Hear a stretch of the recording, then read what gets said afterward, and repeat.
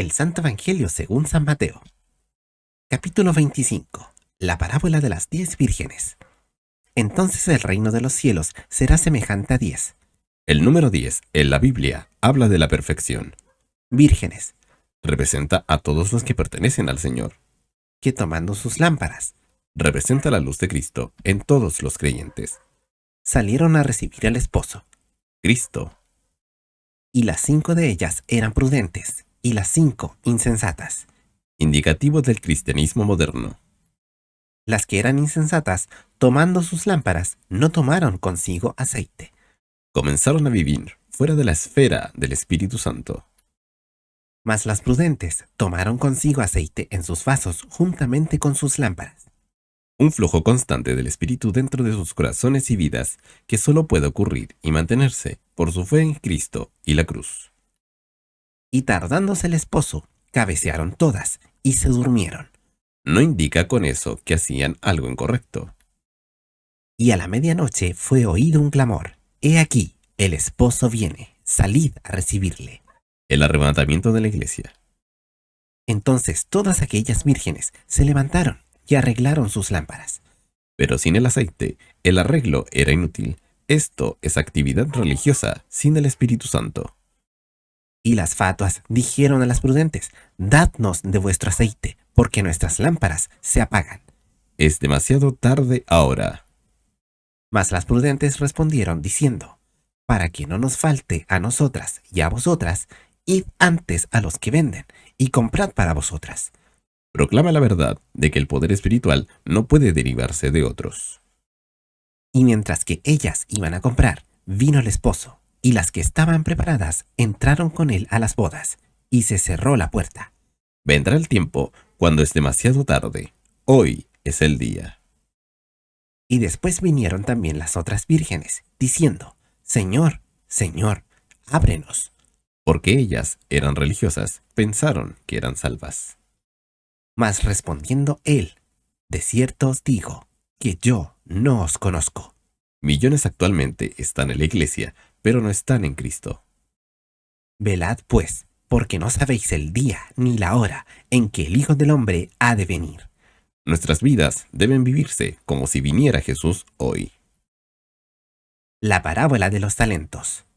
Porque el reino de los cielos es como un hombre que partiéndose lejos, llamó a sus siervos y les entregó sus bienes. Representa a Cristo en su primera venida. Y a este dio 5 talentos, y al otro 2, y al otro 1, a cada uno conforme a su facultad. Y luego Inmediatamente, se partió lejos. a cada creyente individual, ninguno fue excluido. Se le ha dado su propio ministerio.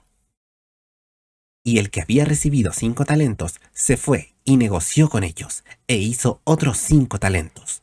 Los talentos fueron concedidos según la fidelidad.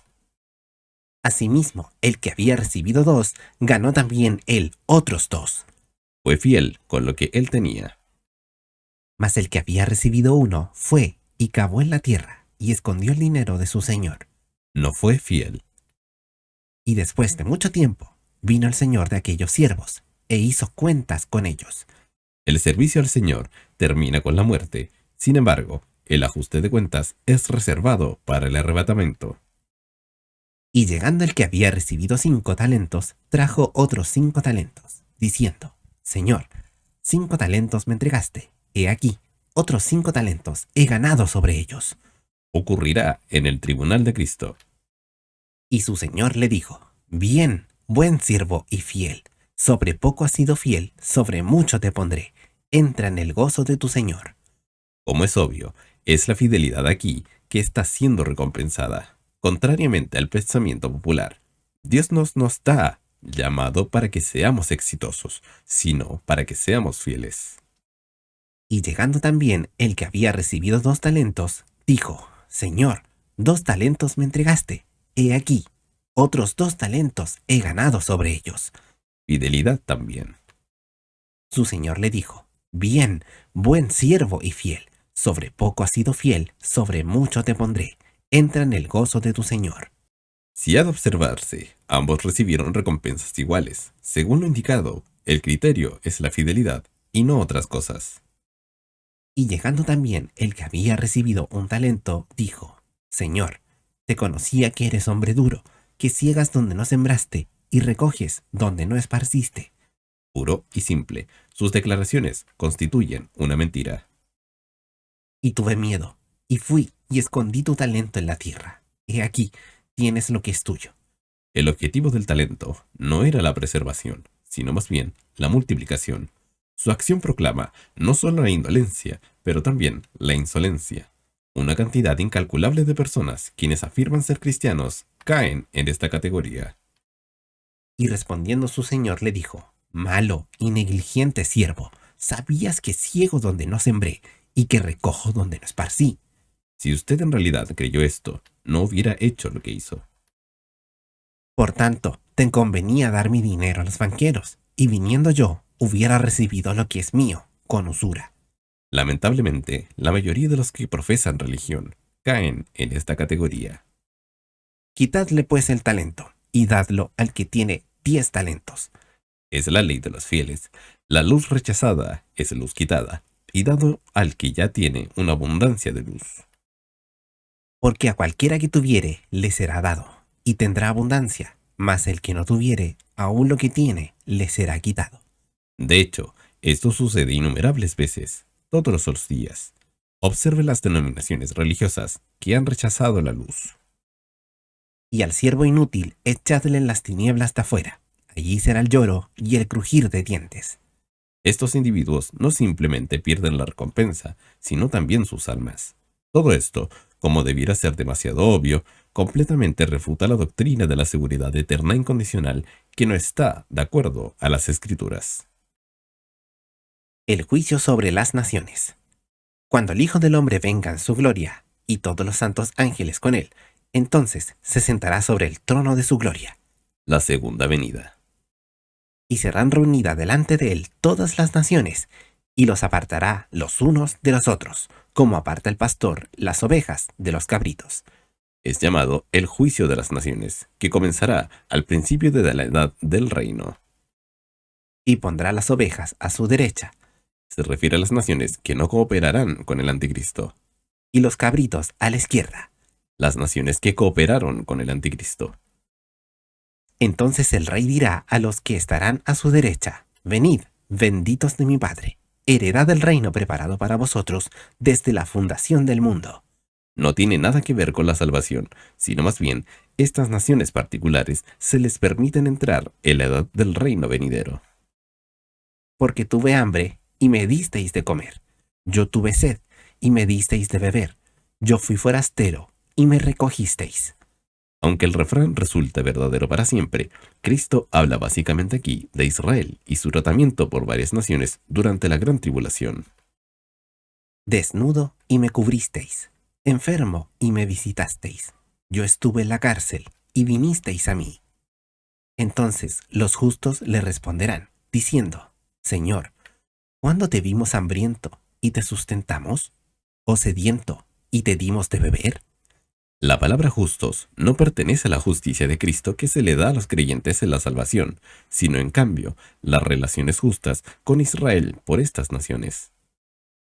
¿Y cuándo te vimos como extranjero y te recibimos? ¿O desnudo y te cubrimos? ¿O cuándo te vimos enfermo o en la cárcel y vinimos a ti? Y respondiendo el rey les dirá, de cierto os digo, que en cuanto lo hicisteis a uno de estos mis hermanos pequeñitos, a mí lo hicisteis.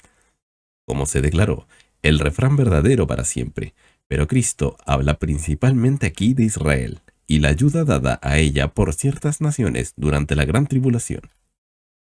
Entonces dirá también a los que estarán a la izquierda, Las naciones de las cabras. apartaos de mí, malditos, al fuego eterno, preparado para el diablo y para sus ángeles. Las naciones que obstaculizaron o trataron de dañar a Israel durante la gran tribulación. Porque yo tuve hambre, y no me disteis de comer. Yo tuve sed, y no me disteis de beber. Yo fui forastero, y no me recogisteis. Desnudo, y no me cubristeis. Enfermo, y en la cárcel, y no me visitasteis. Entonces también ellos le responderán, diciendo, Señor, ¿Cuándo te vimos hambriento, o sediento, o forastero, o desnudo, o enfermo, o en la cárcel, y no te servimos? Entonces les responderá diciendo, de cierto os digo, que en cuanto no lo hicisteis a uno de estos pequeñitos, a mí no lo hicisteis. Bendecir al que pertenece a Dios es bendecir a Dios. Dañar al que pertenece a Dios es dañar a Dios. Vemos aquí los resultados de tal acción.